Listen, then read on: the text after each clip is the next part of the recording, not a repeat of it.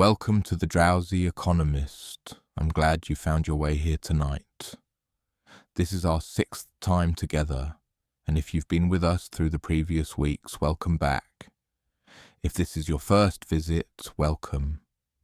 You found a quiet corner of the internet where economics is explored, not with urgency or alarm, but with a slow, unhurried voice that asks very little of you and demands nothing at all. Before we begin, if you enjoy this kind of long, calm exploration of financial and economic history, please consider subscribing to the Drowsy Economist and leaving a like. It helps other people find this space, and it supports the continued creation of content like this. But for now, get comfortable, settle in.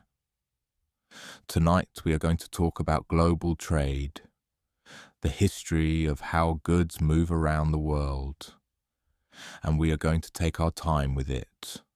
Let's start somewhere familiar. Think about a piece of fruit, something ordinary, a banana perhaps, or an orange, something you might find in a bowl on a kitchen counter or in a paper bag at the bottom of a grocery tote. You've seen this fruit many times. You may have eaten one this week without thinking much about it at all. But that piece of fruit did not begin in your kitchen. It did not begin in the store. It began somewhere else entirely, somewhere far away in most cases, a place with different soil, different air, different hours of sunlight.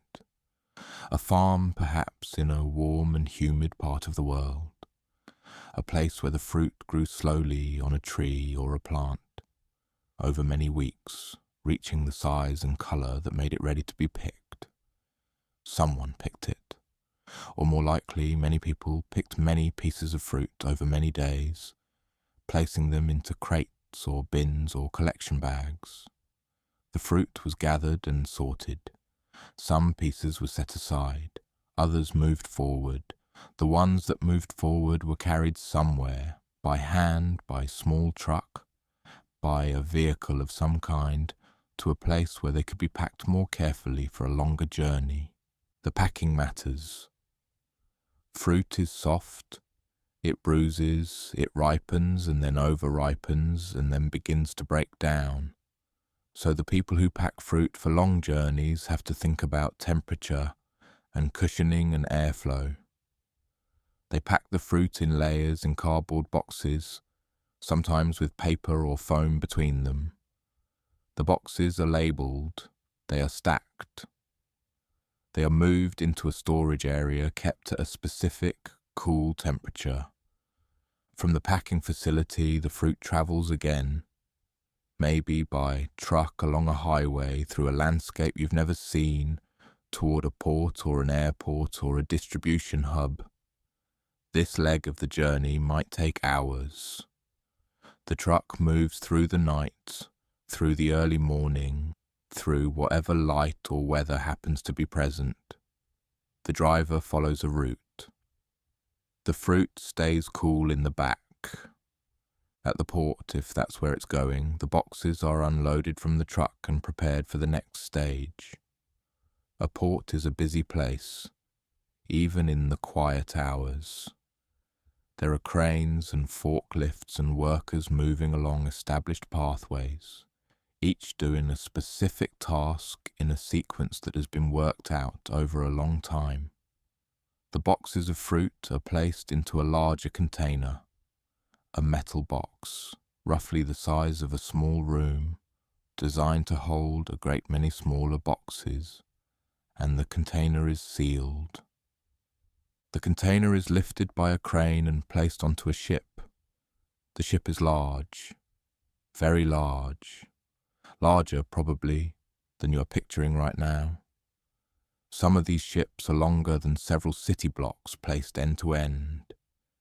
They ride low in the water when they are full, and when they are full they hold thousands and thousands of these containers, stacked several stories high, in neat rows that extend from one end of the deck to the other. Each container is locked in place. The containers hold clothing, electronics, furniture, medicine, toys, tools, raw materials in bags and barrels. And yes, food. Fruit. Your fruit somewhere in there, in its labelled boxes, in its cooled container, among all the other things moving from one part of the world to another. The ship departs. It moves slowly out of the harbour, past the breakwaters, past the channel markers, and into open water. On open water, it settles into its speed, not fast by most standards, but steady. A large cargo ship at sea is not racing anywhere. It is simply moving at its own pace across an enormous amount of water. The ocean at this point is worth thinking about for a moment. Most of the world is water. You know this, but it's easy to forget when you are living on land. When a ship leaves a port and heads out to sea, it enters a space that is mostly empty from a human perspective. Water in every direction, sky overhead. The ship is a small thing in that vastness, though it doesn't feel small from the deck. The journey across the ocean takes days, sometimes many days. A ship crossing from one side of the world to another might be at sea for 2 weeks, or 3 or more, depending on where it started and where it is going. During those days, the crew maintains the ship. The navigation systems track the route. The refrigerated containers keep their temperatures. The fruit continues its long, slow journey undisturbed inside its metal box, inside its cardboard packing, slowly and imperceptibly continuing to ripen. At the destination port, everything happens in reverse, and then in a different direction. The ship enters the harbour, a process that takes time, involving harbour pilots and tugs and careful manoeuvring, and is guided to a berth along the dock. The cranes begin their work again. Container after container is lifted from the ship and placed onto the dock. Vehicles move the containers to a staging area. Workers with scanners check the labels and numbers. The containers are sorted. Your container, the one with the fruit, is located and opened. The boxes are inspected. Customs officials or agents working on behalf of customs officials look at the paperwork. They confirm that what is in the boxes matches what the paperwork describes. They may check the temperature logs, which record, in small increments, the temperature inside the container during the entire journey. They may take a sample. They stamp something or enter something into a system. The boxes are cleared. A truck arrives. The boxes are loaded into the truck. The truck leaves the port and joins the roads, the highways, the ordinary landscape of the destination country. It travels to a distribution warehouse somewhere inland or nearby, or at the edge of a major city. The warehouse is a large building with loading docks along one side and long rows of shelving inside. The boxes of fruit arrive. They are checked in. They are placed in a section of the warehouse kept at the right temperature. From the warehouse, smaller deliveries go out. Delivery trucks, smaller than the one that came from the port, take boxes of fruit to grocery stores, markets, restaurants, institutions. A grocery store in an ordinary city receives its delivery in the early morning before most shoppers arrive. Workers unpack the boxes and arrange the fruit in the produce section under lights, on a slight incline so that the pieces roll gently forward as the front ones are taken. A small sign above them might say where they came from, or it might not. A shopper arrives. It might be later that same day, or the next day, or the day after that. The shopper walks past the produce section and picks up a piece of fruit without much thought. It goes into the cart. It goes through the checkout. It goes home. That piece of fruit travelled in some cases halfway around the world. It passed through the hands of dozens of people. It rode in trucks and ships and possibly in planes. It sat in refrigerated warehouses and cooled containers. It was packed and unpacked, inspected and labelled, loaded and unloaded, sorted and counted, documented at every stage. And it arrived looking more or less like it did when it was picked, weeks earlier, on a farm far away. This is trade, not the theory of it, not the history of it, just the plain physical fact of it. Things moving from where they are made or grown or found to where they will be used or eaten or worn or assembled into other things. Movement. Quiet, continuous, unhurried movement happening all the time, all over the world, in the background of everything else. There is a port somewhere on this earth, right now, that is busy.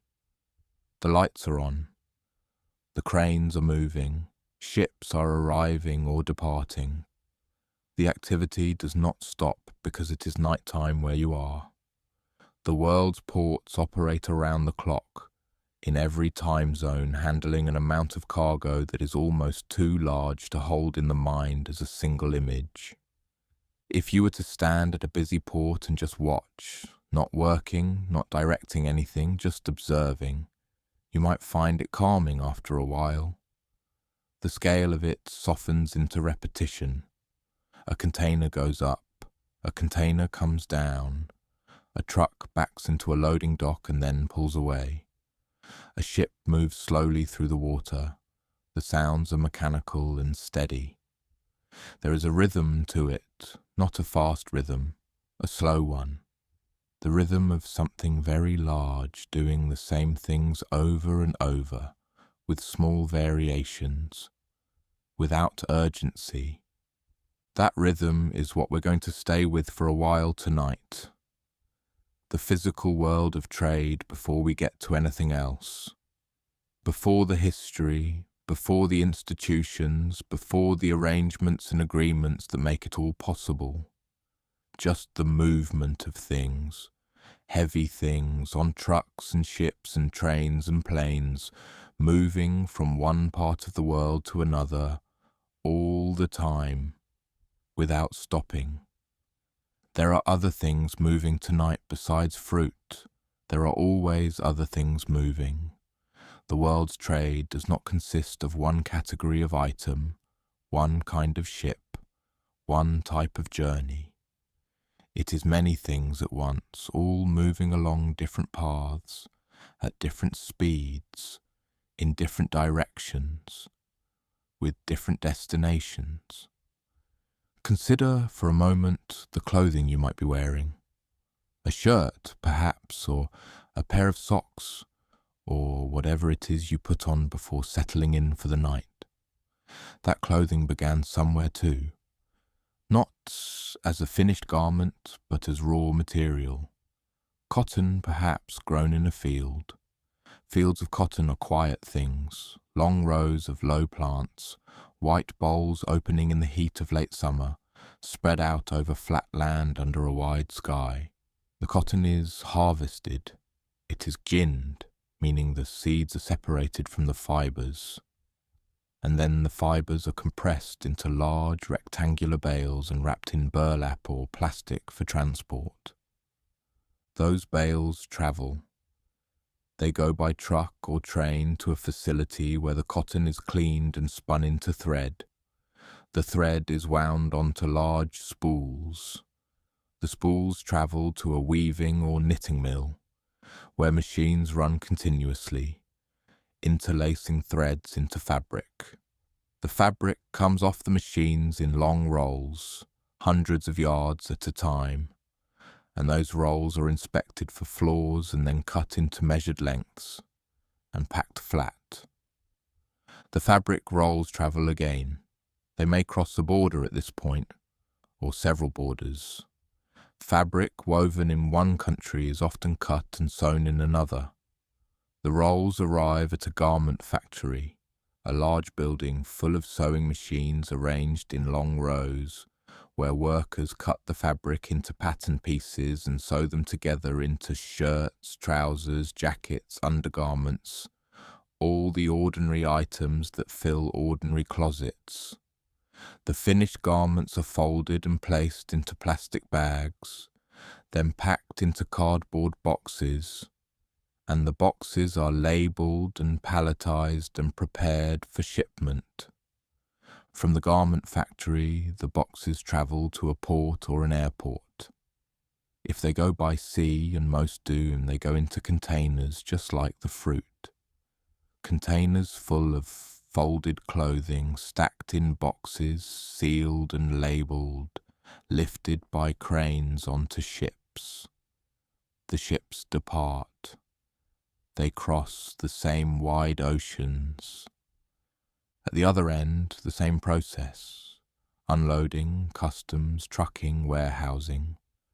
The boxes of clothing arrive at a distribution centre for a large retail chain, or a smaller importer's warehouse, or a logistics facility that handles several different brands at once. From there, smaller shipments go out to individual stores, or individual customers if the order was placed online.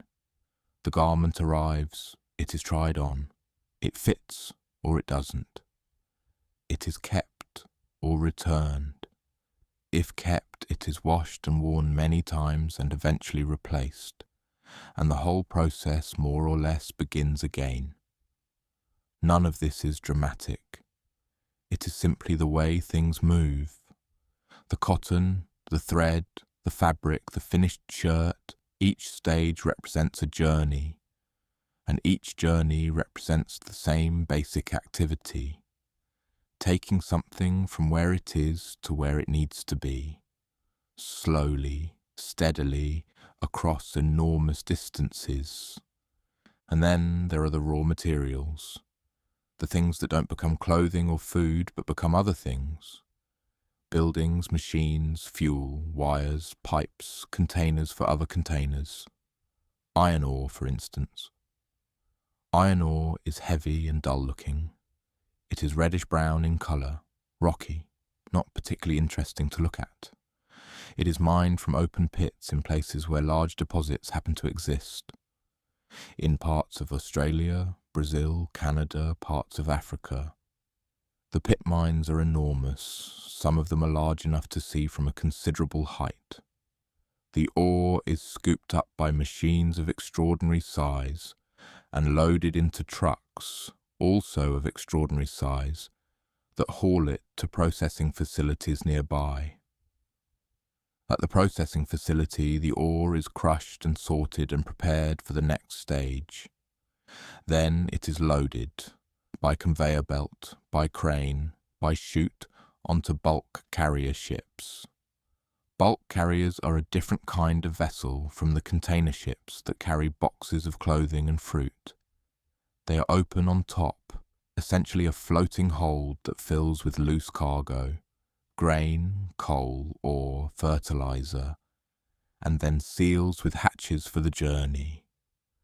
They sit very low in the water when fully loaded. They are slow. They do not hurry. The bulk carrier leaves the port and makes its way day after day across the water. Weeks pass. The ship arrives at a steel mill port, perhaps on the other side of the world. The ore is unloaded by conveyor and crane and taken to the mill, where it is transformed, through heat and chemistry, into steel. The steel comes out in slabs or coils or bars or beams. These are loaded onto other ships or trains or trucks and sent to manufacturers of all kinds. The steel becomes a car frame or a girder in a building or a part inside a machine tool or the hull of another ship. The ship made from steel may eventually carry more iron ore. Things made from things made from things, all of them travelling to reach each other, in a chain of movement that starts somewhere in the ground and ends, eventually, in use. And all of this is happening continuously, not just today, not just this season, every day, every night, ships loaded with ore and coal and grain and timber and chemicals and electronics and clothing and food and spare parts and fuel, all moving across the same oceans, following the same general routes, with slight variations for weather and season and the particular requirements of each journey. The ports where they arrive are their own kind of world. A major port is a city within a city. It has its own roads, its own logic, its own hierarchy of tasks and roles. There are berths, the places along the dock where ships tie up. And there are enough berths in some ports to accommodate dozens of ships at once.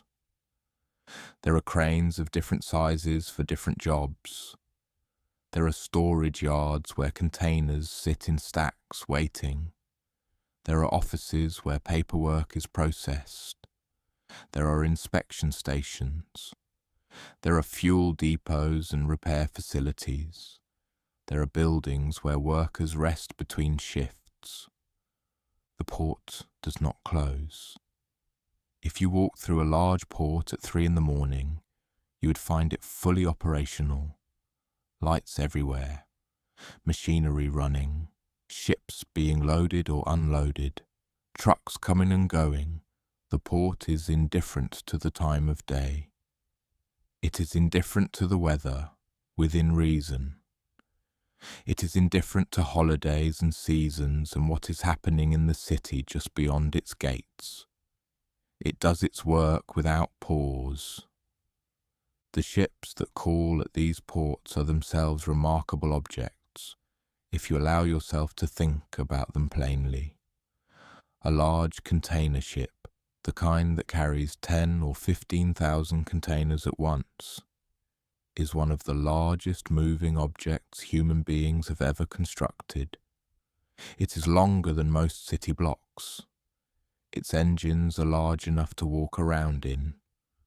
The crew that operates it numbers, typically in the dozens, a surprisingly small number of people to manage something so large, though modern ships are heavily automated. The crew lives aboard for months at a time. They sleep in small cabins. They eat in a common dining room. They stand watches, periods of duty on the bridge or in the engine room, according to a schedule that does not much vary. The sea outside the windows is always there, usually calm enough, occasionally rough. The ship moves forward at its measured pace. Days pass in a steady rhythm of work and rest and the wide, unvarying horizon. In the cargo holds and on the deck above, the containers are secured with twist locks and lashing rods, metal fittings that hold each box in place against the motion of the ship and the force of any weather that might arrive. A well-secured container does not shift. It sits in its position for the entire voyage, whether the sea is flat and glassy or running with swells several meters high. The contents inside, the clothing, the fruit, the electronics, the auto parts, are cushioned by their packaging and held in place by the walls of the container, riding out the journey in darkness. From the outside, you cannot see any of this. A container ship at sea, viewed from a passing vessel or from the shore of a port it is approaching, looks solid and geometric.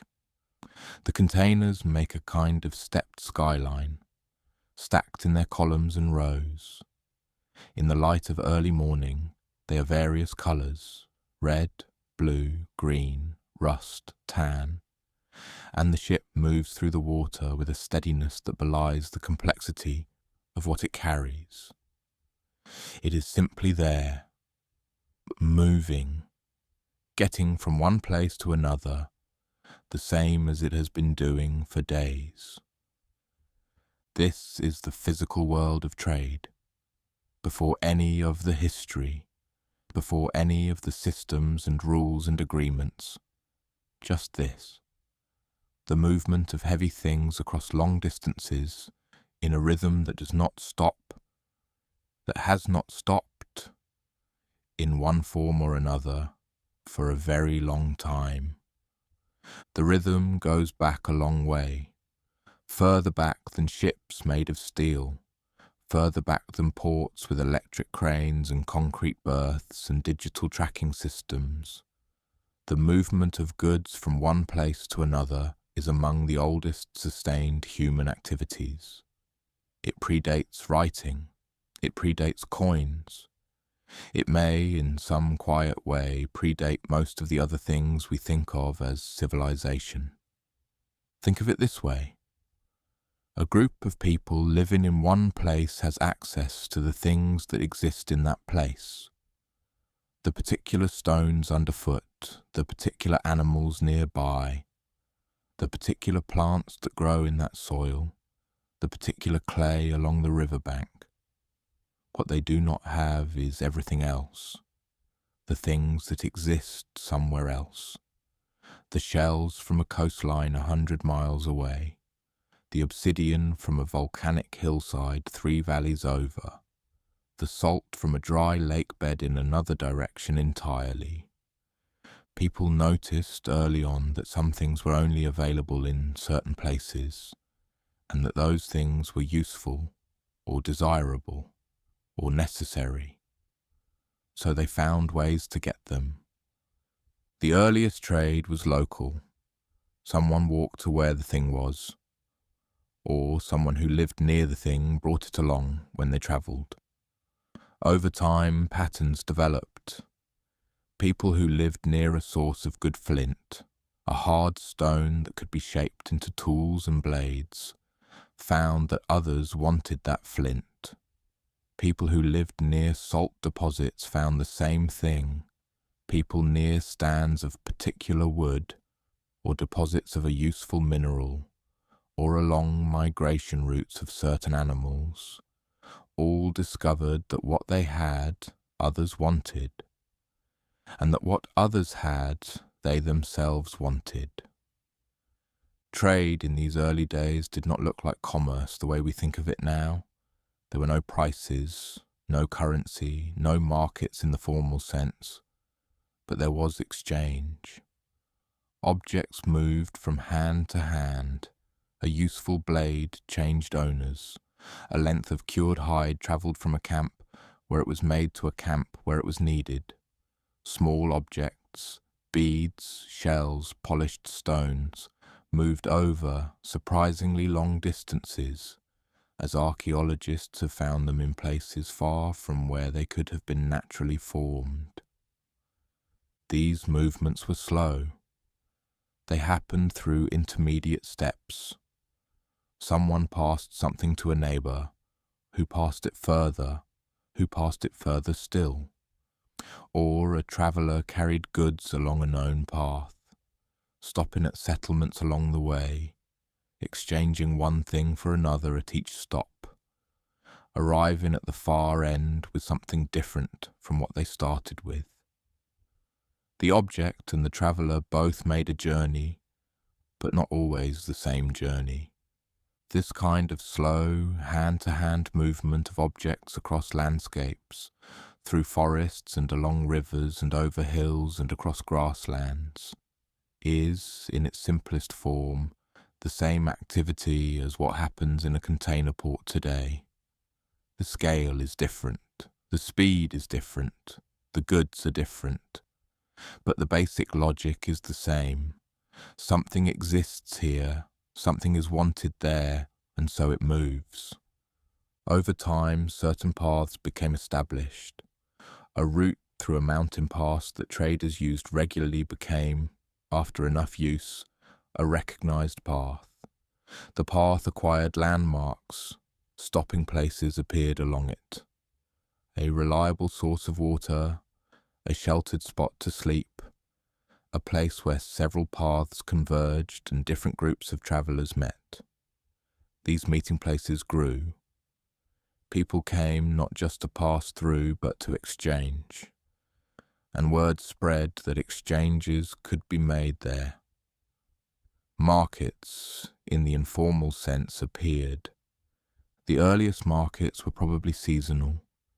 People gathered at certain times of year, after a harvest, before winter, during a religious festival, and brought things to trade. The gathering lasted days or weeks and then dispersed. But some of these seasonal gatherings over generations became permanent. The sheltered spot near the river crossing where traders had always stopped became a settlement. The settlement grew into a town. The town grew because the trade continued and because the people who facilitated it, who provided shelter and food and storage and security for travelling merchants, found that this work was itself sustaining. Geography mattered enormously in this early period. It still matters now, but in those days it was nearly everything. A settlement at a mountain pass controlled access between two worlds. A settlement at a river junction had connections in multiple directions. A settlement at a natural harbour could reach both inland and out to sea. The physical shape of the land, where the rivers ran, where the passes lay, where the harbours offered shelter from storms, determined, in large measure, where people settled and where trade concentrated. Rivers were among the first trade routes of any significant distance. A river is a ready-made highway if you have a boat. The current carries you one way, you paddle or pole the other. Goods that would be exhausting to carry overland, heavy bags of grain, large pots of oil, bundles of cloth, float easily. The great river systems of the ancient world, the Nile, the Tigris and Euphrates, the Indus, the Yellow River, were not just sources of water for irrigation.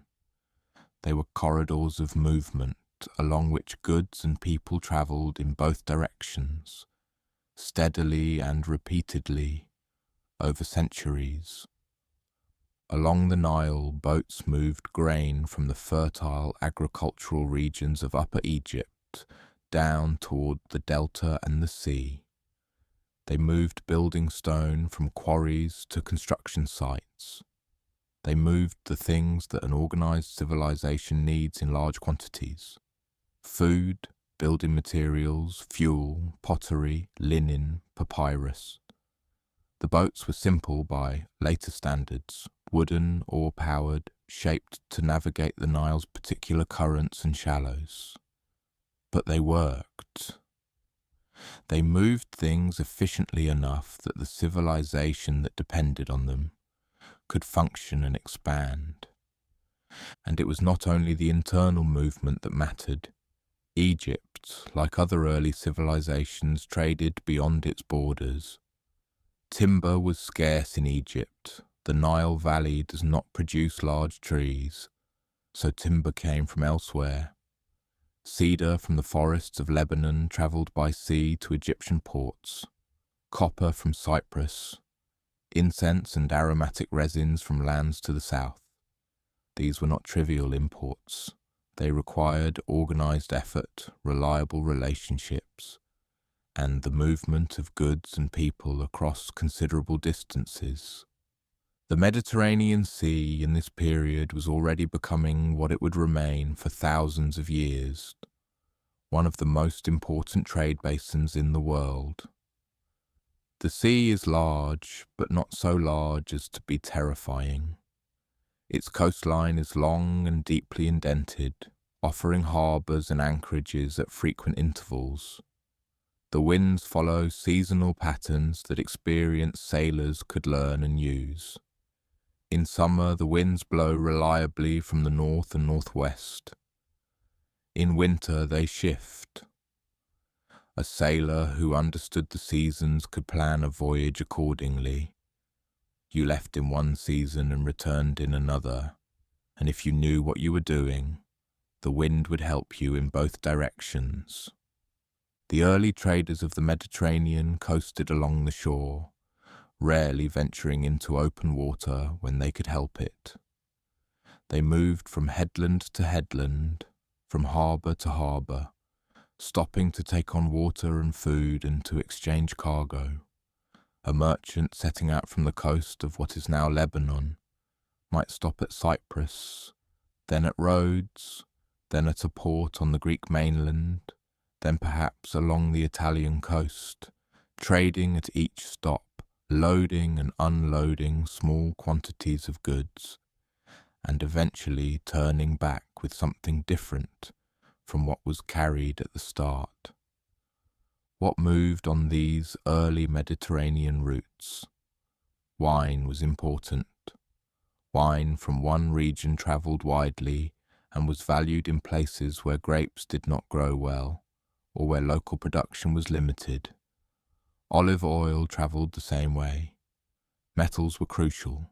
Copper and tin, which when combined make bronze, the material that gave its name to an entire age. Textiles. Dye, the purple dye made from sea snails along the Levantine coast, a substance so valuable it became associated with royalty. Grain, always grain, because feeding large populations required moving food from places that produced surplus to places that did not. None of this required a single organizing authority. There was no one person or institution directing the whole enterprise. Individual merchants made individual decisions. They knew from experience or from word of mouth what was wanted where. They loaded their small boats and made their careful journeys along known routes, stopping at familiar ports, sleeping on the shore or in the ships themselves, eating plainly, keeping track of their cargo and their debts and their relationships with the people at each stop. Over time, those relationships solidified. A merchant who called regularly at a particular port built a connection with the people there. They knew him. He knew them. They trusted each other, within limits. This trust, slow to build, easy to lose, was the invisible infrastructure of early trade. Without it, the whole thing stopped. A stranger with no reputation could find no one to trade with. A man known to deal fairly was welcomed. The personal relationship was not just pleasant, it was functionally necessary. And so the earliest trade routes were also, in a sense, networks of relationships. The goods travelled because the people who moved them had reasons to trust each other, or to trust the intermediaries who connected them. That web of trust, stretched across coastlines and river valleys and overland paths, was the original system of global commerce. It had no headquarters. It left no single document explaining how it worked. But it worked, steadily and persistently, for a very long time. The Silk Road is the name most people know. It has a certain romance to it, even as a phrase. Silk, road, the combination of softness and direction. But the Silk Road was not in truth a single road. It was not paved or marked or maintained by any single authority. It was a collection of overland routes across Central Asia, shifting slightly over centuries as conditions changed, as one oasis dried up or another became safer or more welcoming. Calling it a road is a kind of simplification, the way you might call a river system a road. It functioned like a road, it connected places. Things moved along it, but it was vast and varied and belonged to no one. The routes ran from the eastern edge of China westward across the great dry interior of Asia, through desert and steppe and mountain pass and high plateau, and eventually reached the trading cities of Persia, the ports of the eastern Mediterranean, and the civilizations that waited there. The journey, end to end, covered thousands of miles. No single merchant made the whole trip. The goods moved in stages from one region to the next, passing through many hands along the way, each exchange adding a small amount to the final cost and carrying the object a little further from where it began. Silk was, for a long time, the cargo that gave the route its name, and it is worth pausing on silk for a moment. Silk is an unusual material. It comes from the cocoons of silkworms, small caterpillars that spin long continuous threads of protein fibre around themselves as they prepare to transform. The thread, when unravelled, is extraordinarily fine and lustrous. Woven into cloth, it catches light differently from wool or linen. It is soft against the skin. It drapes in a particular way, and for a very long time the process of making it was known only in China. That knowledge was guarded carefully. The silkworms, the mulberry trees whose leaves they ate, the particular techniques of reeling and weaving, all of this was considered a state secret in early China, and for centuries the rest of the world could not reproduce it. They could only import the finished cloth, paying whatever was asked because there was no alternative source. This made silk, for a very long time, extraordinarily valuable. A bolt of fine silk cloth could be traded for considerable amounts of other goods. It was light relative to its value, which made it practical to carry over long distances. A merchant who could transport silk from east to west was carrying something worth a great deal in a form that was not too heavy and not too bulky. But silk was not the only thing that moved. The Silk Road carried in both directions and at all times a wide variety of goods. Spices from further south, black pepper, cinnamon, cardamom, cloves, found their way into the overland stream. Glass, which the Romans made in sophisticated forms, travelled eastward. Lapis lazuli, the vivid blue stone mined in what is now Afghanistan, moved in all directions. Cotton textiles, metalwork, paper, once the Chinese had developed it, began moving westward. Gold and silver moved constantly, since they were the medium by which imbalances in trade were settled. A merchant who bought more than he sold at one stop needed to make up the difference somehow, and precious metal was the universal make-weight.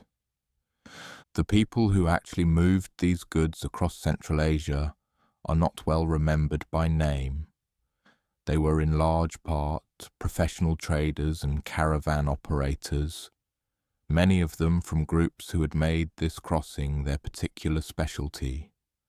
Sogdian merchants from a region roughly corresponding to modern Uzbekistan and Tajikistan were for many centuries among the most active long-distance traders on the overland routes.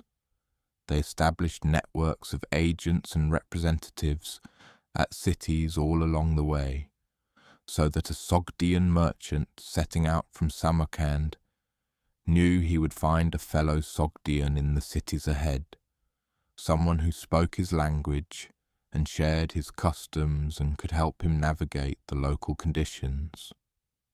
The caravans themselves were organized around the camel. The camel is, for overland trade across arid regions, a nearly ideal animal. It can carry substantial loads.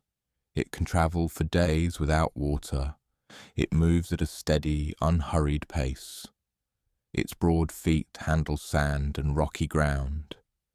A camel caravan moving across the Central Asian steppe or through the Taklamakan desert was a slow thing, perhaps 20 or 30 miles a day, depending on the terrain and the load, but it was steady. It kept moving.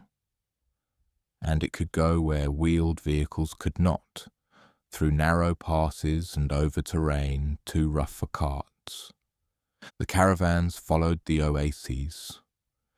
In the great deserts of Central Asia, water existed in specific known places, springs, wells, places where underground water came close to the surface and allowed vegetation to grow. These oases were the anchor points of the route. You travelled from oasis to oasis, resting, watering the animals, trading with the local population, gathering information about the road ahead. The oasis towns grew because of this traffic. They offered food, fodder, accommodation, repairs to equipment. They grew wealthy from the merchants who passed through, taking a percentage of each exchange, selling services, sometimes investing in caravans themselves. Samarkand was one such place, and over centuries it became one of the great cities of the medieval world. It sat at a convergence of routes, a place where merchants coming from China and merchants coming from Persia and merchants coming from India all crossed paths. The market at Samarkand held goods from an extraordinary range of origins: silks and porcelain from China, spices from the Indian coast, metalwork from Persia, furs from the northern forests, gemstones from various mountain ranges. The city was a place where all these things pooled briefly before dispersing again in new directions. To walk through such a market, if you could imagine yourself there in some earlier century, in the late afternoon when the heat was beginning to ease, would be to encounter a world of texture and smell and quiet negotiation. Merchants sat beside their goods, buyers examined, asked prices, walked away, returned. The languages around you would be multiple, a mixture of Persian, Turkic, Chinese, Arabic and others, depending on the period. Animals rested in pens at the edge of the market area. The smell of spices was present, and also the smell of animals, and food cooking, and dust. Nothing was rushed. Trade, conducted in person across language barriers without fixed prices, required time. You assessed the merchant. He assessed you. You looked at the goods carefully, noting quality and condition. You made an offer. He countered. You discussed. Eventually, or not, you reached an agreement. The goods changed hands. The exchange was recorded if anyone present could write, and if the amount was significant enough to warrant it.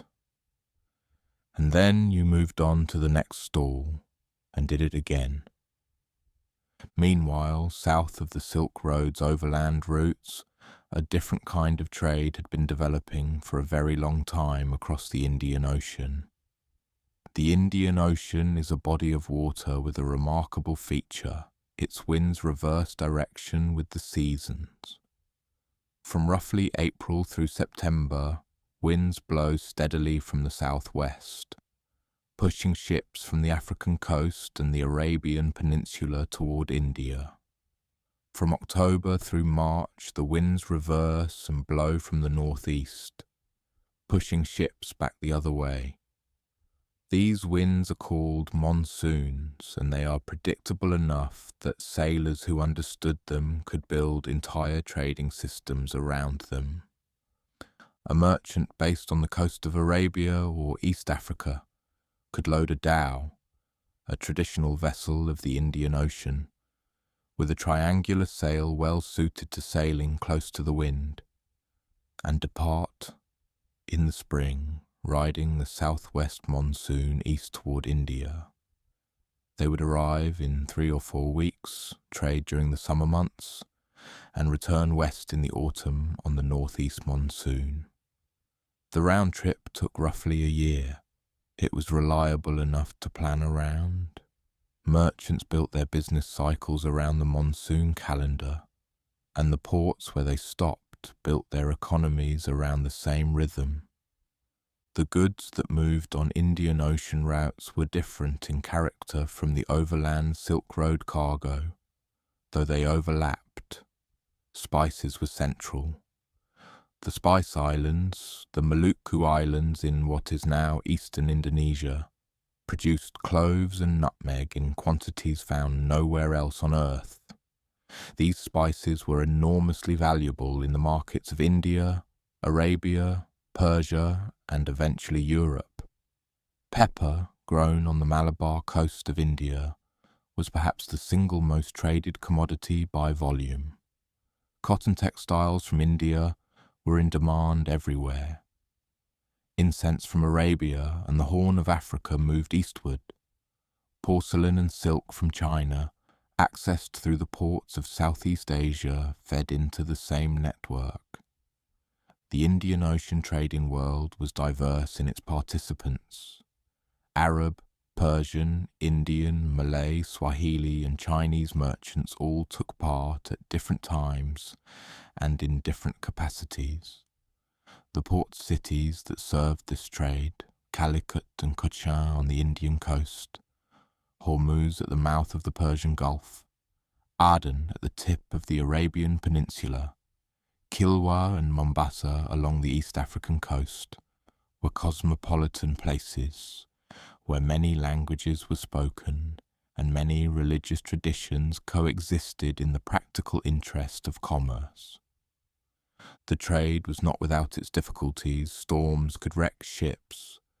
Pirates operated in certain waters. Disputes arose over prices and quality and debts.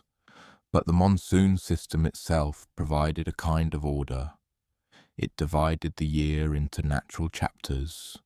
You sailed in one season and returned in another, and this rhythm gave the whole enterprise a steady, repetitive cadence. Season after season for centuries the dhows loaded and departed and returned, carrying their cargoes of pepper and cloth and porcelain and incense across the same warm blue water, guided by the same reliable winds.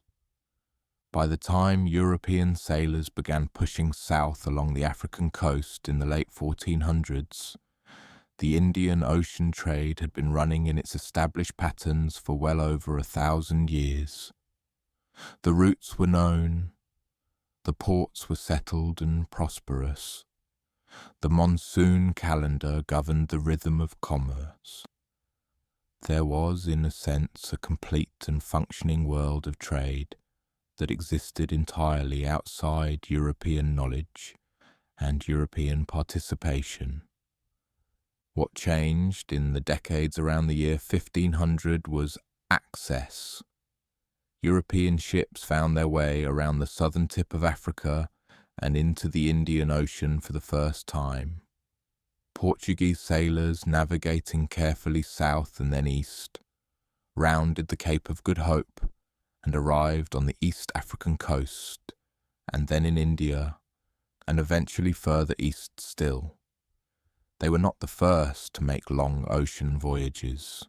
They were not the first to trade across vast distances, but they were connecting, for the first time in a sustained way, the Atlantic world to the Indian Ocean world, and that connection would eventually change both. The Portuguese were followed by others, Spanish, Dutch, English, French, each establishing their own presence on various coasts and attempting to insert themselves into existing trade networks, or to create new ones. The motivations were various and tangled, but among the most consistent was a commercial one. The goods that moved through the Indian Ocean trade were extraordinarily valuable in European markets, and whoever could control the routes along which those goods travelled stood to profit enormously. Spices were at the centre of this. It is easy now to underestimate how important spices were to the medieval and early modern European economy. Pepper, nutmeg, cloves, cinnamon, these were not merely flavourings. They were preservatives in an age before refrigeration. They were medicines, or believed to be. They were status goods displayed at wealthy tables to demonstrate means. A pound of black pepper in certain times and places was worth the equivalent of a day's wages. Nutmeg was worth more. The spices travelled from their island or coastal origins through many intermediary hands: Indian, Arab, Persian, Venetian, each adding to the cost, before arriving at their European destinations. Whoever could bypass those intermediaries and reach the source directly would gain an enormous commercial advantage. This was the commercial logic behind the age of maritime expansion. Not the only logic. Curiosity, ambition, the desire for glory and for territory all played their parts. But the commercial logic was persistent and clear. Get to the source. Carry the goods yourself. Cut out the middlemen. The ships that made these voyages were different from the Mediterranean trading vessels of earlier centuries. They were larger, built to survive ocean crossings. They were armed because the oceans were not safe, and the existing traders of the Indian Ocean were not eager to welcome competition. They carried provisions for months at sea. They were, in their way, complex machines, timber and rope and canvas and iron, assembled with considerable skill into something that could survive the passage around the Cape or through the Indian Ocean storms. The routes they established became, over time, some of the most heavily travelled sea lanes in the world. Ships departing from Lisbon or Seville or Amsterdam or London, loaded with European goods, woolen cloth, metal goods, wine, would sail southwest toward the African coast, then pick up the trade winds that blew reliably across the South Atlantic, and ride those winds toward South America, or the Caribbean, or south and east toward Africa and the Indian Ocean. The wind systems of the Atlantic, like the monsoons of the Indian Ocean, became things that experienced sailors understood and used, planning their routes around the seasons and the prevailing directions. The Atlantic trade that developed in this period was triangular in its general shape, though the triangle had many variations and exceptions. Goods moved from Europe to Africa. Goods, and in one of the most consequential chapters of this history, people, moved from Africa to the Americas, and goods from the Americas moved back to Europe. The mechanical description of this system is one of a circulation, things moving along established routes, in established seasons, in ships that had been designed for the purpose. What moved from the Americas back to Europe was, for a long time, dominated by two things: silver and sugar. The silver came primarily from mines in Mexico and Peru, in quantities that were, by the standards of anything that had come before, astonishing. Silver poured out of the mines and into the holds of ships and across the Atlantic, so much of it that the money supply of Europe, and eventually much of Asia, was transformed. The Spanish brought their silver to Manila in the Philippines, where Chinese merchants waited to exchange silk and porcelain for it, and from there the silver spread through Asian trade networks. A single commodity, mined on one continent, reshaped the economics of several others. Sugar came from plantations in Brazil and the Caribbean, grown in conditions of extreme hardship. It arrived in Europe in quantities that gradually made it, over the course of the 1600s and 1700s, an ordinary rather than a luxury product. The price of sugar fell as the supply grew. It entered the diets of ordinary people. It changed what food tasted like. It combined with tea and coffee, both of which were also new arrivals in Europe during this period, coming through the expanding trade networks from Asia and Africa, and the combination reshaped the daily rituals of ordinary life in ways that seem minor from a distance, but were, at the time, quite significant. Meanwhile, the trade with Asia continued and deepened. The Dutch East India Company, founded in the early 1600s, was an organization of a kind that had not quite existed before. A large, joint stock enterprise with its own ships, its own soldiers, its own administrative apparatus, designed specifically to conduct trade across the Indian Ocean on a permanent and systematic basis. It was not a government, but it had many of the powers of a government in the territories where it operated. It negotiated treaties, it maintained forts, it controlled certain ports, and it moved goods, spices primarily, but also silk, cotton, porcelain, coffee, from Asia to Europe in enormous quantities, generating profits that made it, for a time, one of the most valuable commercial enterprises in the world. The English East India Company operated similarly, with its own ships and its own territorial presence, focused initially on India and gradually expanding its commercial and administrative reach across the subcontinent. The French had their own version. Trade, in this period, was inseparable from the structures of empire, not because trade required empire, but because the particular circumstances of the time created conditions in which commercial organizations accumulated territorial power alongside commercial power. The ships that served these companies were large by the standards of the time. An East India man, the name given to the class of vessel used for the India and Asia trade, was a substantial ship, capable of carrying hundreds of tons of cargo, armed with cannon, crewed by dozens of sailors, and built to make the long voyage around Africa and across the Indian Ocean and back, a round trip that might take 18 months or 2 years. These ships were expensive to build and expensive to operate, and so the companies that owned them needed to fill them efficiently, carrying goods in both directions, minimizing empty space, planning each voyage carefully in advance.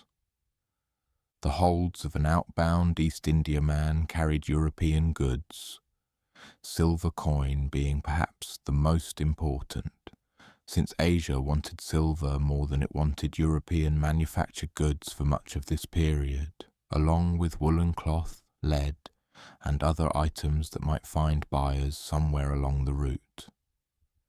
The homebound ship carried the things that European markets wanted: pepper and other spices in the lower hold, bolts of Indian cotton cloth, Chinese porcelain packed carefully in straw, chests of tea, bags of coffee.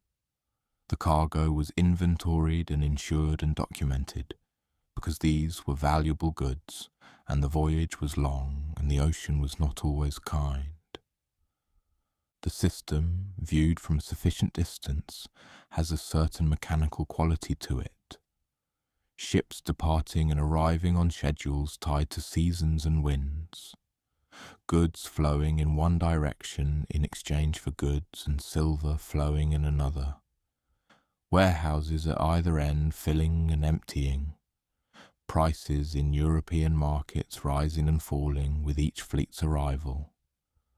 All of it moving with a kind of impersonal regularity, as if the trade itself were a machine that had been set in motion and was now simply running.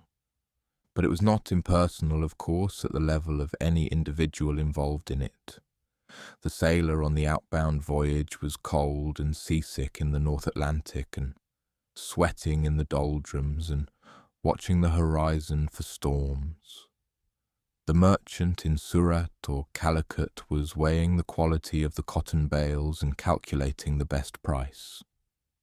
The dock worker unloading a ship in Amsterdam was moving heavy chests and barrels in the early morning cold. Each of these people was part of the same system without knowing the others or understanding the full shape of what they were all doing together. That is, in a way, the nature of trade at scale. No single participant sees the whole.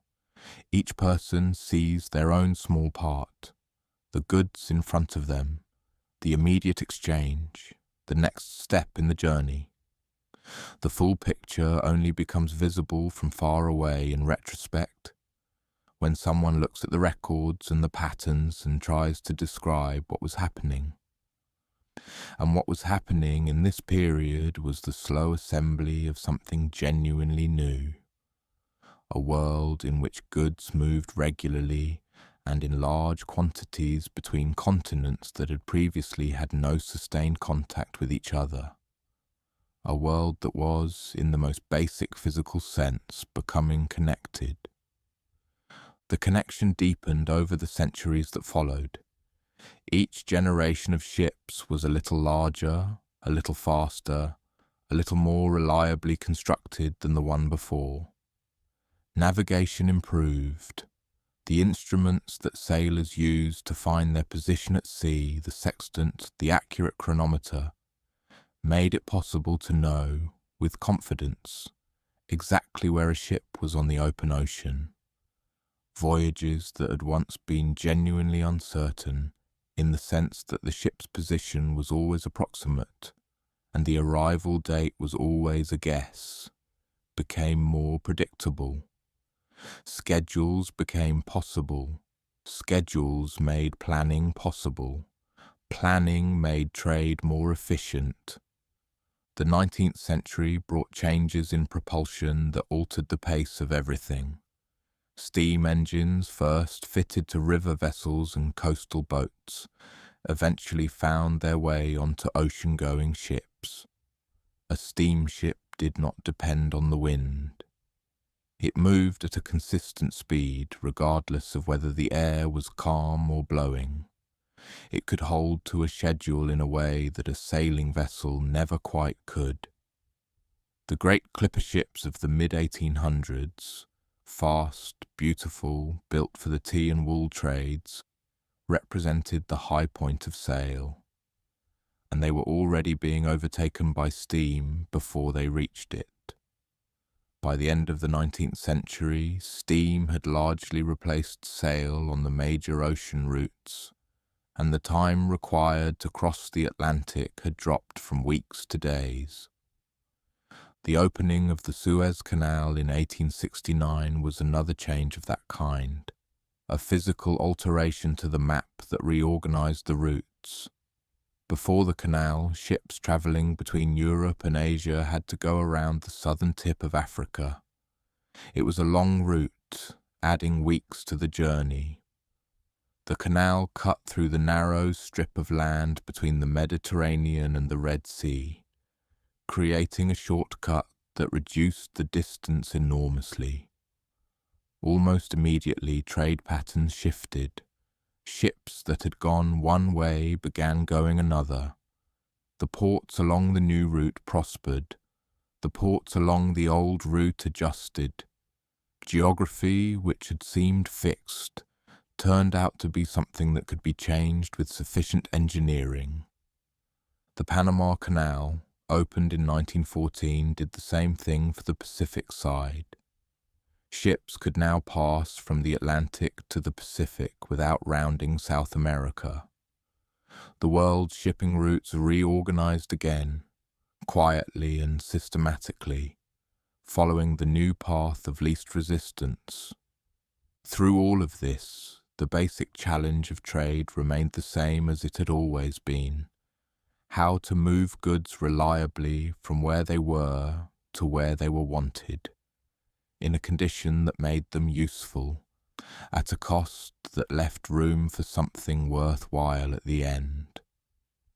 The technologies changed. The distances grew longer, the quantities grew larger, but the challenge was the same.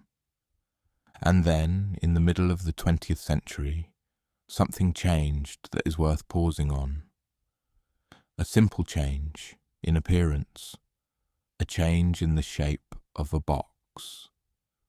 Before the 1950s, cargo on ships was loaded piece by piece. Bags of grain were carried aboard by hand or by net. Barrels were rolled up gangplanks. Crates were lifted by crane and lowered into holds, then stacked and secured by longshoremen who knew how to fit irregular shapes into available space.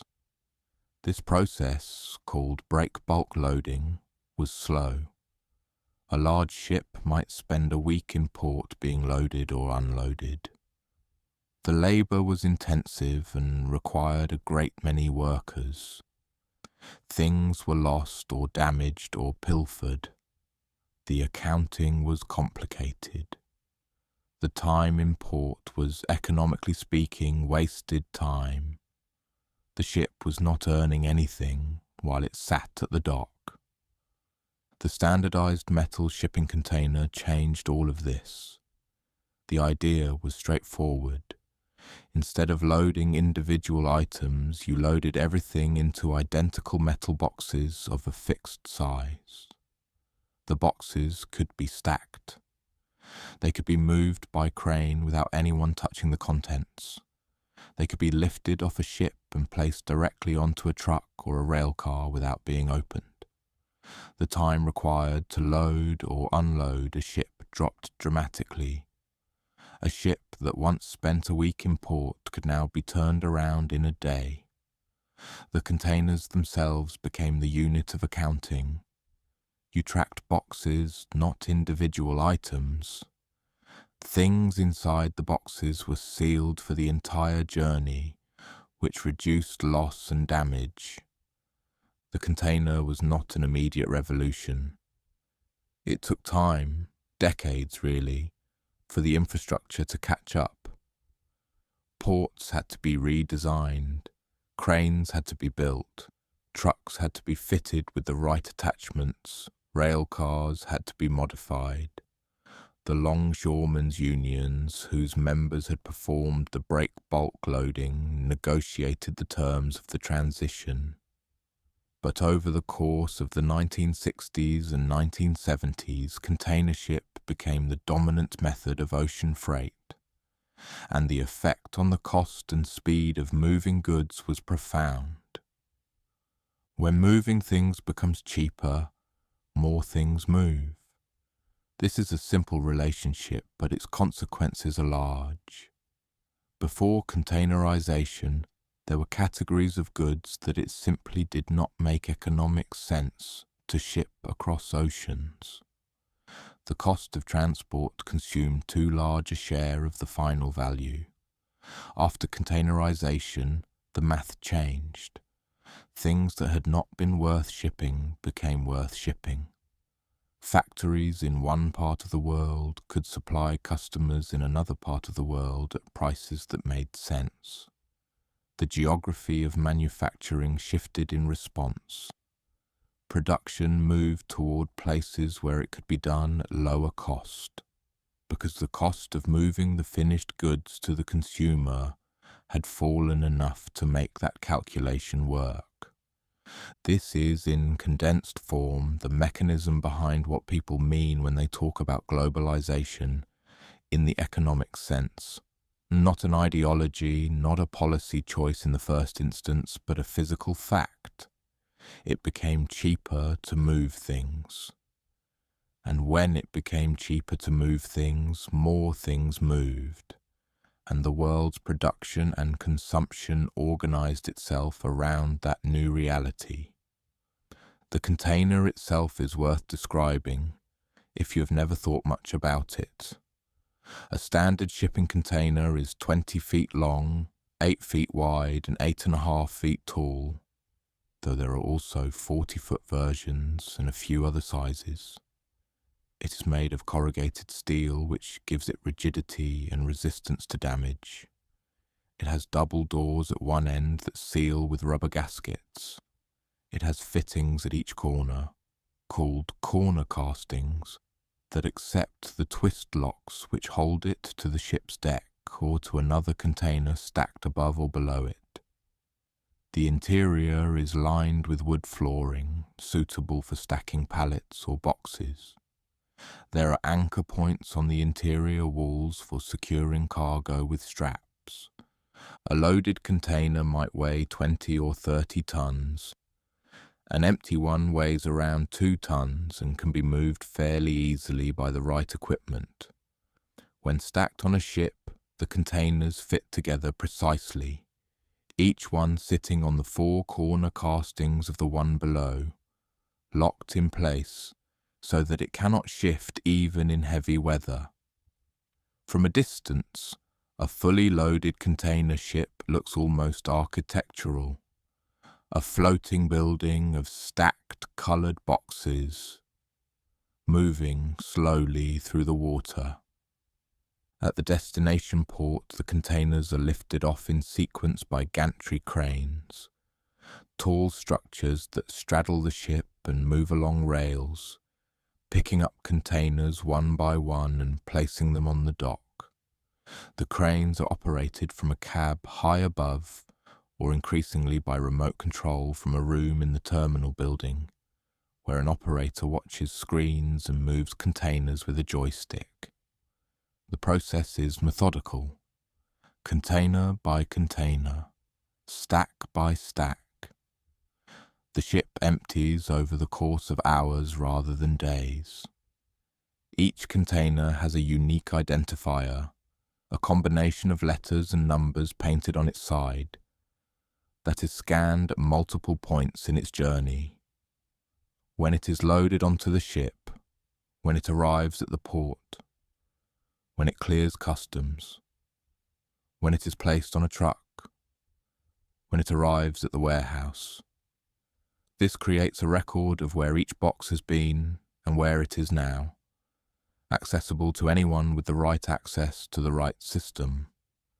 A shipper in one country can watch in something close to real time as their container moves through the chain, aboard ship, in port, on truck, in warehouse, until it reaches its destination. The paperwork that accompanies a container shipment is considerable, even in an age when most of it is digital. There is the bill of lading, which is the document that describes what is in the container and records the agreement between the shipper and the shipping company. There is the commercial invoice, which states the value of the goods for customs purposes. There is the packing list, which details exactly what is inside and how it is arranged. There is the certificate of origin, which states where the goods were made, relevant because different countries have different tariff rates depending on where goods come from. There may be certificates of inspection, certificates of health for food products, permits for certain categories of regulated goods. All of this documentation has to be in order before the container can clear customs at the destination port. Customs is the point at which a national government asserts its right to know what is entering the country and to collect any applicable duties or taxes. A customs officer, or increasingly an automated system that flags anomalies for human review, checks the documentation against the contents, assesses the duty, and either clears the shipment or holds it for further inspection. Most shipments clear without incident. A small percentage are held and inspected more carefully.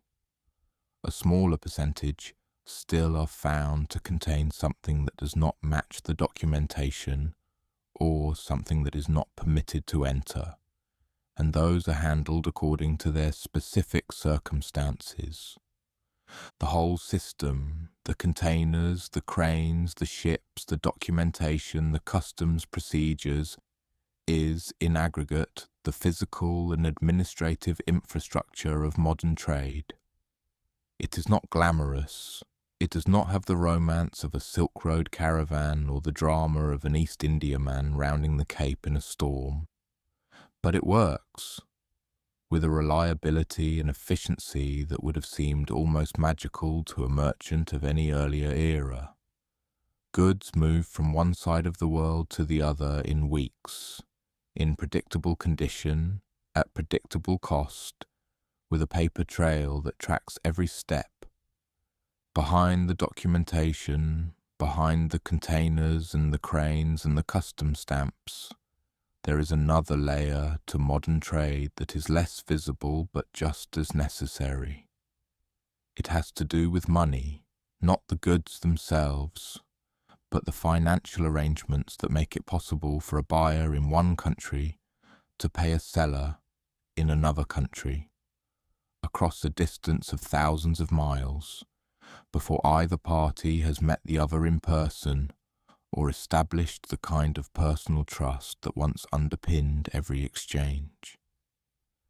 Think about what it would mean to be a factory owner in one country who wants to sell goods to a buyer in another country. You have never met this buyer. You don't know their financial situation. You are being asked to manufacture and ship a large quantity of goods, spending money on materials and labour and packaging and transport, before receiving any payment. What assurance do you have that payment will come? And from the buyer's side, they are being asked to pay for goods they have not yet received and cannot yet inspect. What assurance do they have that the goods will actually arrive, and arrive as described? This problem, the problem of trust and timing across distance, is one of the oldest problems in long-distance trade. The merchants of the medieval Mediterranean faced it. The caravan traders of the Silk Road faced it. Every expansion of trade to new distances and new partners has encountered the same basic difficulty. How do you complete an exchange when you cannot be in the same place at the same time? Various solutions developed over the centuries. Letters of credit were among the earliest formal tools. A letter of credit is, in its simplest form, a promise made by a bank on behalf of a buyer. The bank says, in effect, our customer has the means to pay for this shipment, and we commit to making that payment when the seller provides evidence that the goods have been shipped as agreed. The seller, upon receiving this letter, can ship the goods with confidence. They are not trusting the buyer, a stranger. They are trusting the bank, which they may know, or which may have a reputation they can verify. The letter of credit travelled physically for many centuries, carried by the same ships and messengers that carried goods. The development of the telegraph and later electronic communication made it possible to transmit these financial instructions quickly, so that the financial side of a transaction could move faster than the goods. Today, the letters of credit and payment instructions that accompany international shipments move instantaneously as digital messages between banking systems in different countries. The goods still take weeks. The money moves in seconds. Marine insurance is another layer of the same structure. Shipping goods across an ocean is inherently uncertain. Ships sink occasionally. Containers are occasionally lost overboard in heavy weather. Goods are occasionally damaged in transit. A merchant who ships a valuable cargo without insurance is bearing all of that risk personally. If the ship goes down, the goods are simply gone, and the loss falls entirely on the merchant. Insurance spreads that risk across many parties, so that any individual loss is absorbed by a large pool rather than falling on a single unfortunate shipper. Marine insurance has a history almost as long as maritime trade itself. By the medieval period, merchants in Italian city-states were writing insurance contracts on seaborne cargoes. By the 17th century, London had become the centre of a thriving marine insurance market, with underwriters gathering at a coffee house owned by a man named Edward Lloyd, writing policies on the backs of slips of paper, sharing risks with each other in small fractions, so that no single underwriter was too exposed to any single loss. Lloyd's of London, which still exists today as one of the world's major insurance markets, traces its origins to that coffee house and those slips of paper. Today, a standard container shipment carries insurance as a matter of course. The premium, the cost of the insurance, is a small fraction of the value of the goods, because the actual risk of loss on any given shipment is small. But it is there, quietly, in the background of every transaction, absorbing the possibility of misfortune, so that the larger system can proceed with confidence. Then there is the question of currency. When a buyer in one country pays a seller in another, they are typically dealing in different currencies. The buyer's money is denominated in one unit. The seller's costs and expenses are in another. Somewhere in the transaction, a conversion has to happen. One currency has to be exchanged for another at whatever rate prevails at the time. This exchange rate fluctuates. A shipment negotiated when the rate between two currencies is favourable may become less profitable if the rate shifts by the time payment is made. Businesses that trade internationally have developed various ways of managing this. They can agree to conduct the transaction in a single currency, often the US dollar, which has served as something close to a global reference currency for much of the past century. They can use financial instruments that lock in an exchange rate in advance, so that the rate at the time of payment is already fixed, regardless of what the market does in the meantime. They can simply accept the risk of rate fluctuations as part of doing business. Each approach has its logic, and different businesses choose differently based on their size, their margins, and their tolerance for uncertainty. The banking systems that handle all of this, the letters of credit, the currency conversions, the wire transfers that move payment from buyer to seller, are themselves a form of infrastructure, less visible than a port or a container ship, but just as necessary. An international bank with branches or correspondent relationships in multiple countries can facilitate a transaction between a buyer in one place and a seller in another, acting as the trusted intermediary that neither party can be for the other. The bank takes a fee for this service. The fee is a cost of trade, just as the freight cost is a cost of trade, just as the customs duty is a cost of trade. All of these costs are, in effect, the price of distance. There is also the matter of what happens when things go wrong. A shipment arrives damaged. A container is lost. The goods do not match the description in the paperwork. A payment is delayed or disputed. These things happen, not frequently but often enough that there must be systems for addressing them. Some disputes are resolved directly between the parties, an adjustment to the invoice, a replacement shipment, a negotiated settlement. Others go to arbitration, where a neutral party reviews the facts and decides how to apportion the loss. A small number end up in legal proceedings. The law governing international trade is its own large and somewhat intricate subject. Different countries have different legal systems, and a transaction that crosses borders is potentially subject to multiple sets of rules. Over many decades, the trading world has developed a body of standard contracts, standard terms, and standard procedures. Things like Incoterms, which are a set of internationally recognized definitions for who bears responsibility for the goods at each stage of the journey, that give buyers and sellers a common language for their agreements regardless of which countries they come from.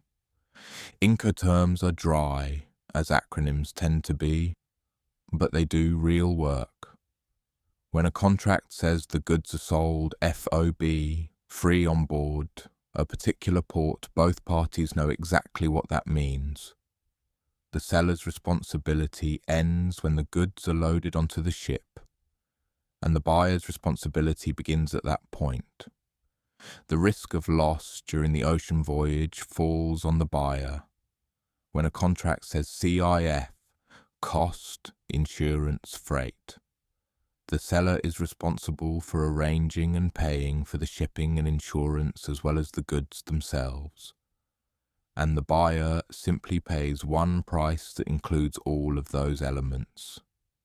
These standard terms reduce the need for lengthy negotiation on every transaction and reduce the scope for misunderstanding.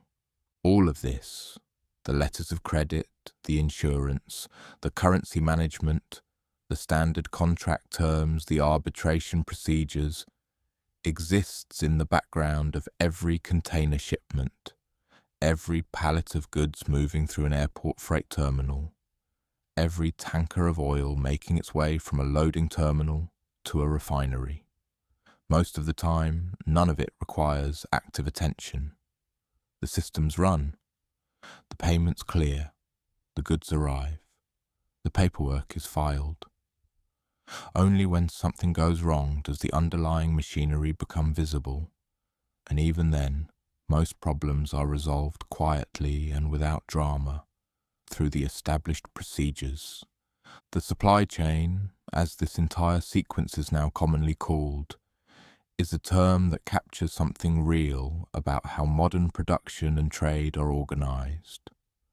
A supply chain is not a single transaction, but a series of them, linked in sequence, each one depending on the one before.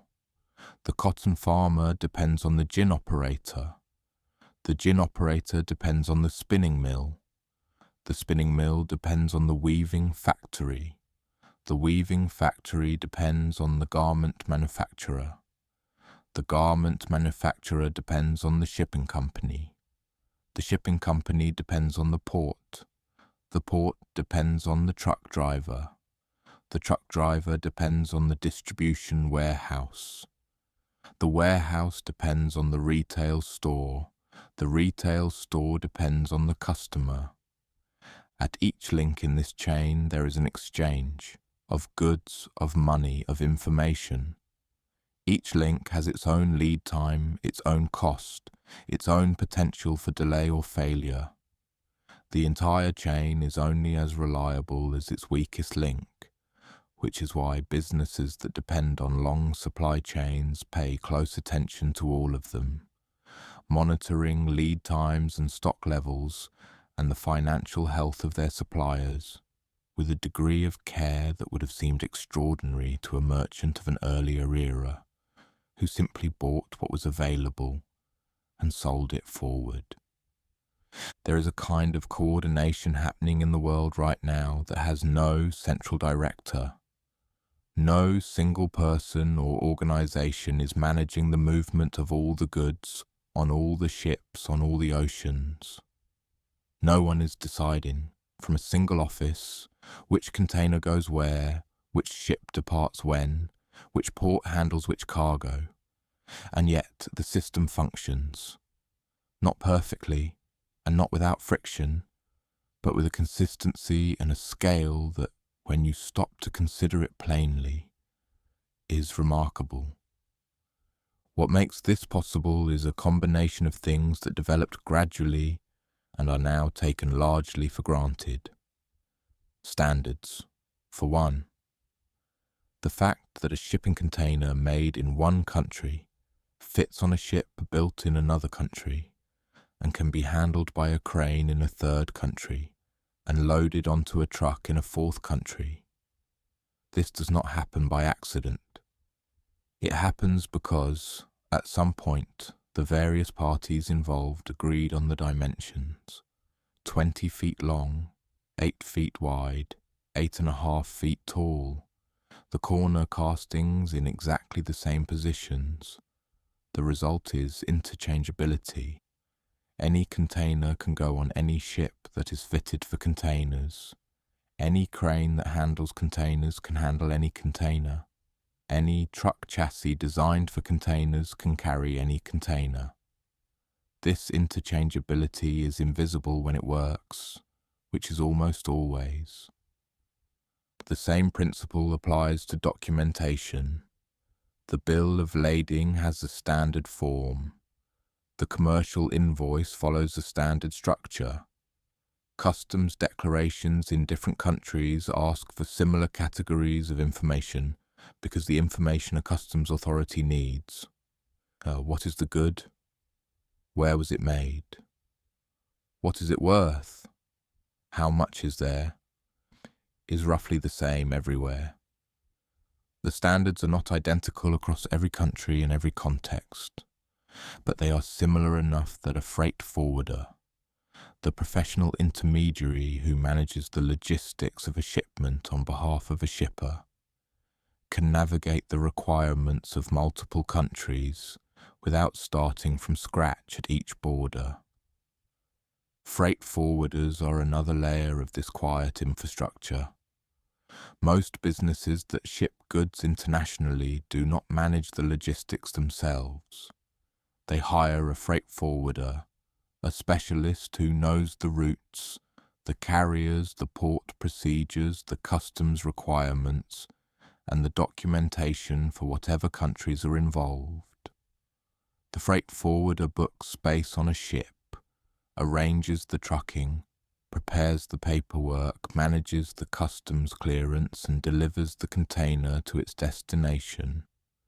The shipper provides the goods and the destination. The freight forwarder handles everything in between. For a small or medium-sized business that trades internationally, the freight forwarder is the practical face of the entire global trading system. The person you call when something needs to move. Beyond the standards and the specialists, there are the agreements. Countries that trade with each other have, over decades, negotiated arrangements that govern the terms of that trade. What tariffs apply to which goods? What rules govern the origin of products? How disputes are handled when they arise? These arrangements exist at various levels: bilateral agreements between two countries, regional arrangements among groups of neighboring countries, and larger multilateral frameworks that cover many countries at once.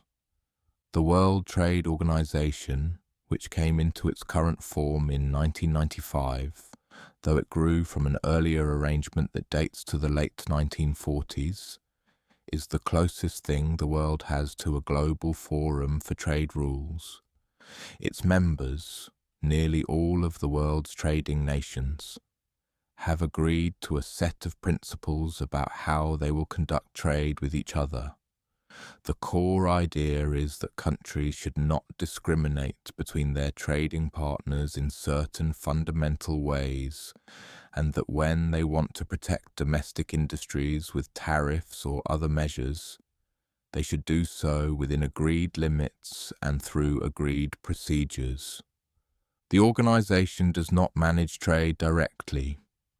It does not move goods or set prices or tell any country what to produce. It is a forum and a dispute settlement mechanism, a place where trade disagreements between countries can be argued according to established rules, and where a panel of experts can make a ruling.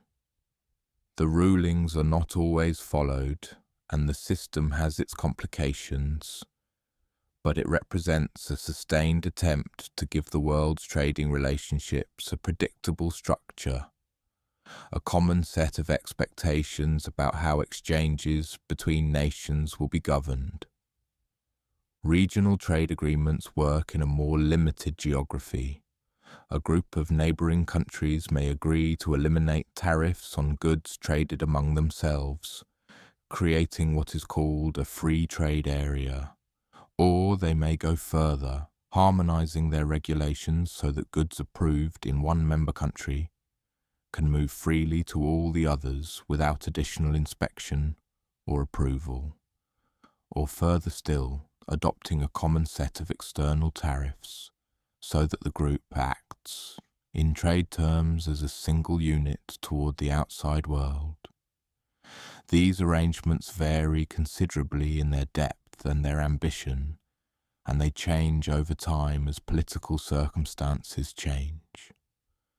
The practical effect of these arrangements when they work is to reduce friction. A good that would otherwise face a tariff at the border passes through without one. A regulatory approval that would otherwise have to be obtained in each country is recognized across multiple countries at once. The paperwork is simplified. The cost of trading across that border falls. And when the cost falls, trade tends to increase. The same relationship between cost and volume that the shipping container demonstrated at a larger scale. All of this, the standards, the freight forwarders, the trade agreements, the dispute mechanisms, is the institutional framework within which the physical movement of goods takes place. The goods themselves remain physical. Cotton and steel and fruit and electronics and oil, heavy things with weight and dimension. But the system that allows them to move reliably across borders is partly physical. Ships, ports, trucks, cranes, and partly institutional agreements, standards, documents, financial instruments. The two layers work together, and neither is sufficient without the other. It is worth pausing somewhere in the middle of all this to notice how ordinary it has become. The person who buys a piece of clothing online and receives it a few days later in a package that originated in a factory several countries away does not typically think about any of this. They think about the clothing and whether they like it and whether it fits. The container it travelled in, the ship that carried the container, the port that unloaded the ship, the truck that carried the container to a warehouse, the warehouse that sorted the package and put it on a delivery van. All of this is invisible. It has been made invisible by reliability. When something works consistently, it stops requiring attention. There are ports operating right now, in the middle of the night, in time zones where the sun will not rise for several hours. The cranes are moving. The ships are at their berths or waiting in the anchorage outside the harbour, in a queue. The trucks are lined up at the gates. The customs systems are processing declarations filed electronically from offices on the other side of the world. The containers are being scanned and sorted and moved to staging areas. None of the people involved in this work are thinking about the history of the Silk Road or the East India Company or the invention of the shipping container. They are thinking about this shift, this container, this manifest, this truck. And yet all of those earlier things are present in a way in the work they are doing. Every improvement in the system, every standard adopted, every canal dug, every document simplified, every route established, is present in the current moment, embedded in the infrastructure and the procedures that make tonight's work possible. The merchant who loaded cotton onto a dhow in a 9th century Indian Ocean port, and the longshoreman who carried barrels up a gangplank in a 19th century Atlantic harbour, and the engineer who designed the corner castings of the standard shipping container. They are all, in some quiet sense, part of the same long project, moving things from where they are to where they are needed, doing it a little more reliably, a little more efficiently, a little further than the time before. The ocean tonight is the same ocean it has always been, wide and indifferent and crossed by ships. The ships are different from what they were. The goods in their holds are different. The destinations are known with a precision that would have astonished any navigator of an earlier age. But the basic activity, loading something heavy onto a vessel and pointing it toward a distant shore, has not changed in its essence. It is old. It is quiet. It continues. A container ship somewhere on the Pacific right now is doing what container ships do. It is moving at a steady speed through water that is dark and calm or dark and running with swells depending on the weather. Inside the containers on its decks, stacked 6 or 7 high, extending from bow to stern in their neat coloured rows, are the ordinary goods of ordinary life. Clothing, electronics, furniture parts, packaged food, medical supplies, toys, things people ordered weeks ago and are expecting to arrive. Things that have been manufactured in one part of the world and are making their way to another part of the world, because someone, somewhere, decided that this exchange made sense, and it will arrive, more or less on schedule, at a port that is already preparing for it, with cranes ready and trucks booked and customs documents filed. The system will do what it does. The goods will move.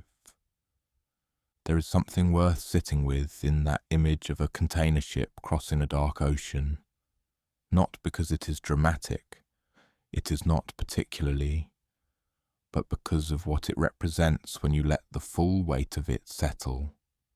That ship is carrying the results of decisions made by hundreds of people in dozens of places, none of whom will ever meet, none of whom have coordinated directly with each other, and yet whose separate decisions have combined into this single moving fact. A vessel loaded with goods, crossing water, heading somewhere specific, on time. The factory manager who scheduled the production run, the purchasing agent who placed the order, the freight forwarder who booked the vessel, the terminal operator who assigned the berth, the captain who accepted the cargo manifest, the customs official who cleared the documents, the truck driver who will be waiting at the destination port in 4 days. None of them spoke to each other directly about this particular shipment. They each did their part of a larger thing, guided by prices and contracts and schedules and the accumulated procedures of an industry that has been refining itself for decades. This is, when you think about it carefully, a kind of quiet miracle. Not in the dramatic sense, but in the plain sense that it works at all. Coordination of this scale and complexity achieved without a central authority directing it, maintained not by command but by the mutual interest of everyone involved in keeping the system running. Merchants have understood this logic for a very long time. The Sogdian trader stopping at Samarkand understood it. The Arab dhow captain timing his departure for the Monsoon understood it. The Dutch East India Company factor in Batavia understood it.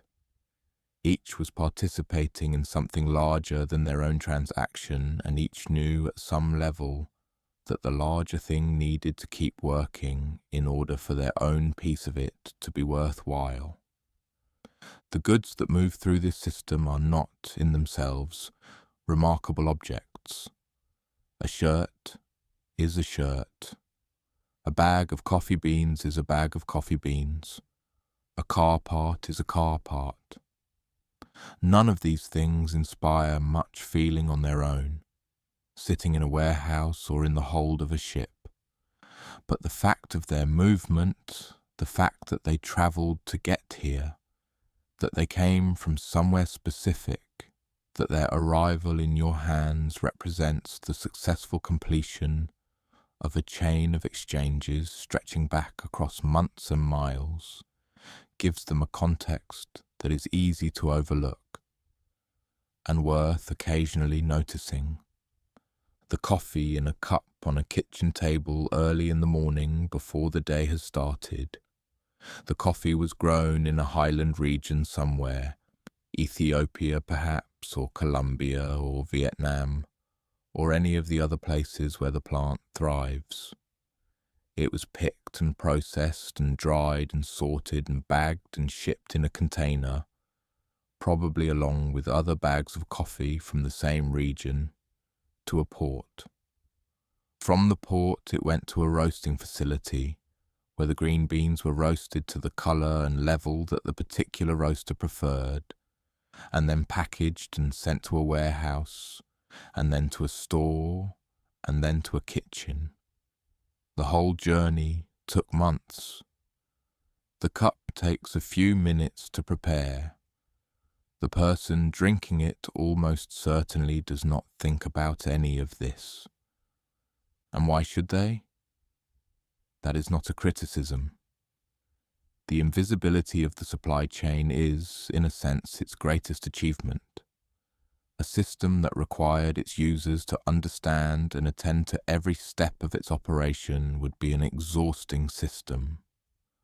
The whole point is that it handles itself, that the complexity is absorbed somewhere in the middle, between the producer and the consumer, by all the intermediate layers, the shippers, the forwarders, the port operators, the customs officials, the truck drivers, the warehouse workers, who do the work so that the person at the end of the chain does not have to. This division of labour, spread across countries and oceans, is simply the oldest principle of trade, applied at the largest possible scale. You do what you do well. I do what I do well. We exchange. Both of us have more than we would have if each of us tried to do everything ourselves. The farmer in the highland coffee region does not make shirts. The garment factory worker in a coastal city does not grow coffee. But both of them, through the long chain of trade, can have access to what the other produces. This is the basic logic, and it has not changed since the first person carried a piece of good flint down a river valley to a settlement that lacked it. What has changed is the scale and the speed and the reliability and the complexity of the arrangements that sustain it. The flint trade required two people and a path between them. The modern trade in coffee or clothing or electronics requires a network of institutions and infrastructure spread across the entire world, maintained by constant investment and constant attention, and the daily work of millions of people in ports and ships and trucks and warehouses and offices. The principle is the same. The architecture around it is vastly more elaborate, and it runs at night. This is worth returning to, because there is something particularly calming about it. The knowledge that the world's trade does not pause for sleep. Right now, somewhere, a port is fully lit and fully operational. A ship is being unloaded container by container, the gantry cranes moving in their slow, mechanical rhythm, the operators in their cabs or at their screens, the trucks queuing at the gate. Somewhere else a ship is being loaded, containers lifted from the yard and placed with precision onto the deck, locked down with twist locks, recorded in the manifest. Somewhere else still, a vessel is at anchor in a roadstead outside a port, waiting for a berth to open, its crew resting in shifts, the ship riding at anchor in the dark water. The oceans themselves are never empty of ships. If you could see all the world's shipping traffic at once, laid out on a map, you would see lines of movement covering the major routes. Dense clusters of tracks across the North Atlantic, across the South China Sea, through the Strait of Malacca and the Suez Canal and the English Channel, thinner lines extending into the Pacific and the Indian Ocean and down around the Cape of Good Hope. The ships are always there, always moving, following routes that reflect centuries of accumulated knowledge about winds and currents and distances and the locations of demand. The routes shift, slowly, as the world changes. New industrial centres create new flows of goods. New sources of raw materials redirect the bulk carriers. New consumer markets pull container ships in new directions.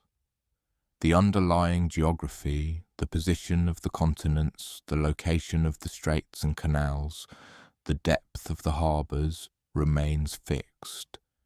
But the traffic patterns within that geography evolve as the economies they serve evolve. Slowly, steadily, without drama. Somewhere in a shipping company's operations centre, a screen shows the current position of every vessel in the fleet. Small icons moving across a digital map, each one a ship at sea, each one carrying cargo, each one heading toward a port that is already preparing to receive it. The icons move almost imperceptibly. Ships at sea do not appear to move on a map that shows the whole ocean, but they are moving steadily, a few hundred miles per day, closing the distance between departure and arrival. The people watching those screens are doing something that merchants have always done, in one form or another. Tracking goods in transit, estimating arrival, managing the uncertainty of the in-between. The merchant waiting at a medieval port for a ship from Alexandria was doing the same thing, in a less precise way, with much less certainty. Looking at the horizon, calculating how many more days, wondering whether the weather had held. The screen is different.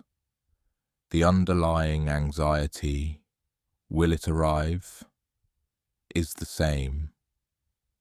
Most of the time, it does arrive. The system is reliable in a way that earlier trading systems were not, and that reliability is itself a kind of achievement, built up over many generations of incremental improvement.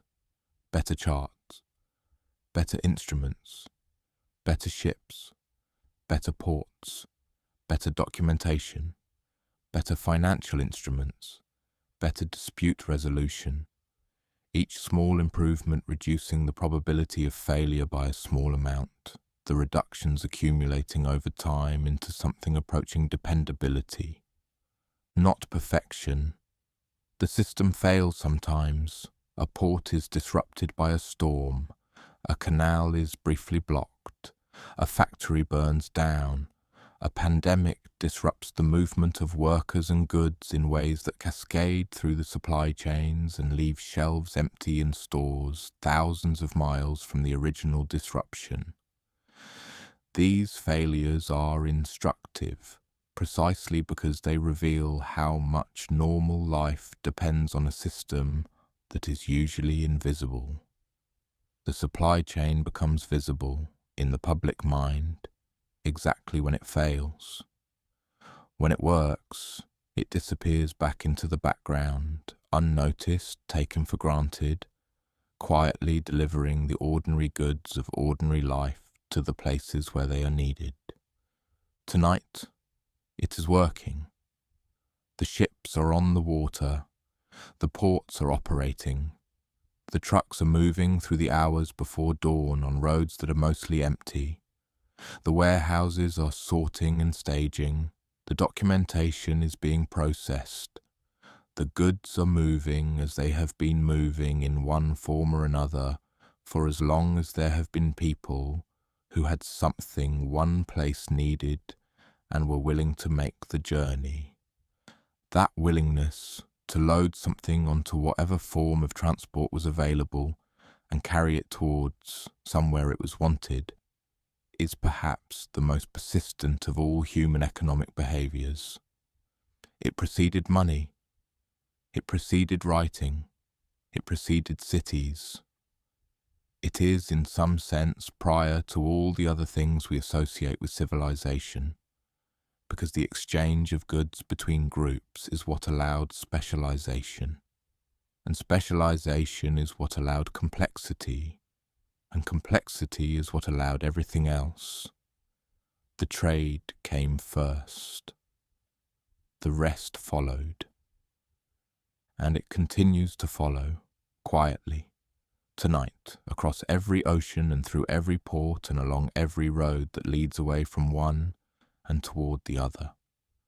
This has been the Drowsy Economist, a long, slow walk through the history of how goods move around the world, from the first exchange of a useful stone between neighbouring settlements, through the caravans of the Silk Road and the monsoon traders of the Indian Ocean, through the age of sail and steam and the standardized container, to the quiet global systems that run without pause through every hour of every night.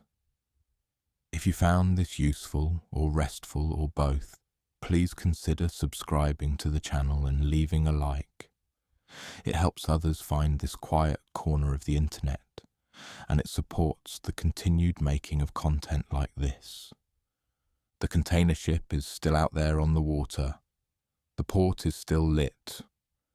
The cranes are still moving, container by container, in their slow and methodical rhythm. None of it needs your attention. It will continue without you, as it has been continuing, as it will continue long after tonight. Thank you for spending this time here. Whether you are still with me or drifted off somewhere over the Indian Ocean, I hope you found the rest you came for. Sweet dreams and good night.